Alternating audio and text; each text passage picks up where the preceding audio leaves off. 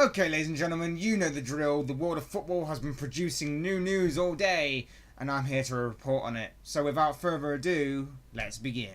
First on the agenda is Everton, who have already had a busy transfer window, and yesterday they further added to their squad with the return of Wayne Rooney. Yes, after months of speculation, he has finally made his return to Everton, as it's been no secret now that for some time his future at Old Trafford was very uncertain and very unclear, as there were reports circulating around the England forward that a return to his boyhood club of Everton was where he was favourite to end up. And that is where in fact he did end up, despite many reports claiming that he was linked with many clubs from around the world.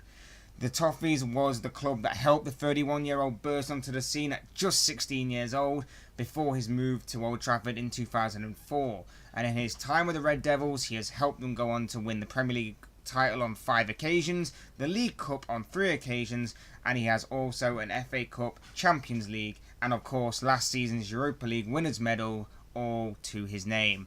United paid tribute to Rooney for his 13 years of service to the club by posting on Twitter, beginning with the hashtag farewell to a legend, and went on to confirm Wayne Rooney is leaving Manchester United to return to Everton, and ended by saying thank you Wayne from all of us. He has signed for Ronald Koeman's Everton on a 2-year deal, and this will also is allegedly a part of the Lukaku deal that will see him go in the opposite direction. Speaking of Lukaku, his move to Manchester United has finally been completed. The news broke Thursday that United had agreed a deal to sign the Belgian striker, and over the weekend it was reported that Chelsea had matched United's bid. But then it was revealed that the 24-year-old had chosen the Red Devils over the Blues. But finally today, he has officially signed at Old Trafford on an initial 5-year contract for the £75 million deal.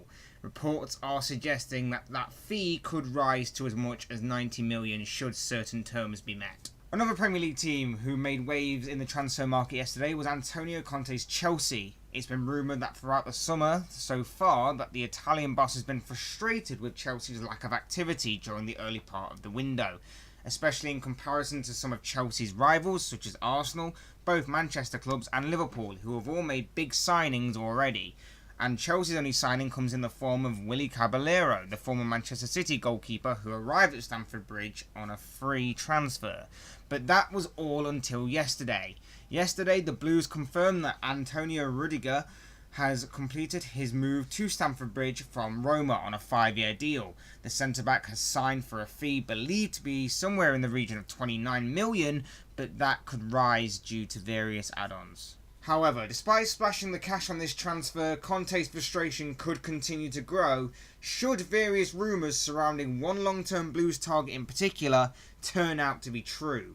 After it was reported this weekend that Romelu Lukaku had chosen Manchester United over Chelsea, despite the Blues allegedly matching United's bid in order to re-sign the Belgian striker from Everton, United are rumoured to be looking to hijack another target of Chelsea's that's been on their radar for some time.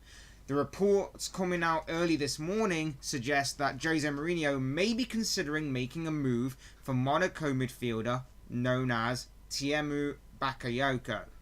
A few reports are suggesting a 35 million bid has already been agreed between the French club and the Red Devils, but nothing has been confirmed from either club directly yet.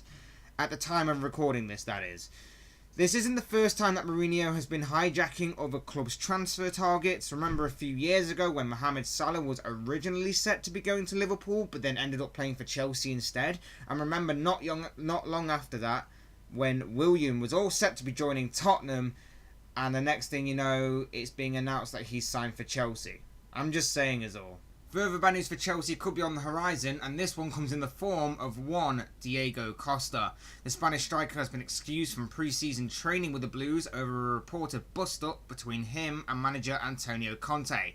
Costa's future is of course in doubt and has been for some time now, but it is entirely possible that since missing out on Romelu Lukaku as a potential replacement for the 28-year-old, the Blues could turn their attention to Alvaro Morata of Real Madrid. Both of these stories will be interesting to follow over the remainder of the transfer window. Moving away from Chelsea, we go to Swansea City, and it's been reported this afternoon that their Icelandic midfielder Gylfi Sigurdsson is being valued at 50 million by the Swans.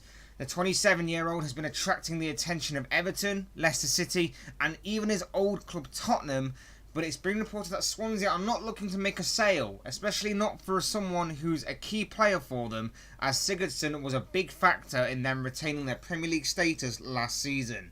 In my opinion, I've always believed Sigurdsson to be a very underrated player, but 50 million for him just goes to show how ridiculous the money within football is getting. Several years ago, 50 million got you the likes of Fernando Torres. Hell, 40 million got you the likes of Andrei Shevchenko.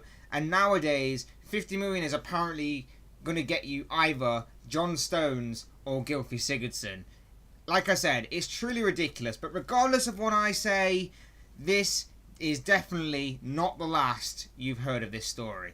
Our next story comes from Stoke City, and reports are coming out this afternoon that winger Marko Arnautovic has handed in a transfer request. The Austrian midfielder's future is constantly uncertain every time the transfer window comes around, with plenty of clubs linked with his name, and this year is no different. The majority of linked clubs are away from the Premier League, but until something is more certain, we will just have to wait and see how this story develops. Elsewhere, could Moussa Dembele be on his way out of Celtic? Yes, the Celtic striker, who helped them obtain the treble last season, is reportedly topping the transfer wish list of French club Marseille, according to Sky Sports, that is. The 20-year-old Frenchman signed for the Scottish club from Fulham last season and really shined and really impressed during his first season in Scotland, which is why he has been subject to much speculation linking him with a move away from Celtic Park, as in his first season for Brendan Rodgers' side, he has scored 32 times in 48 appearances in their treble-winning season. Dembele is seen as a replacement for Bafétimbi Gomis, who went to Galatasaray recently. And finally, in the Championship, Wolverhampton Wanderers have snapped up the free signing of former Norwich goalkeeper John Ruddy on a 2-year deal. Ruddy was a Norwich player for 7 years, going on to make 235 appearances for the Canaries, and during his time at the club he also made his England debut, the only cap he has ever received from his country. And those are some of the stories that have been making the biggest headlines within the world of football. Guys, if you like the video, don't forget to get the thumbs up. If you like to see more content like this, or like what I'm attempting to do with the channel, then feel free to hit that subscribe button. Otherwise, I'd like to hear your comments down below on either stories that I have reported on or stories that I haven't reported on. Your comments will be greatly appreciated. Thank you very much for watching, and I will see you in the next video.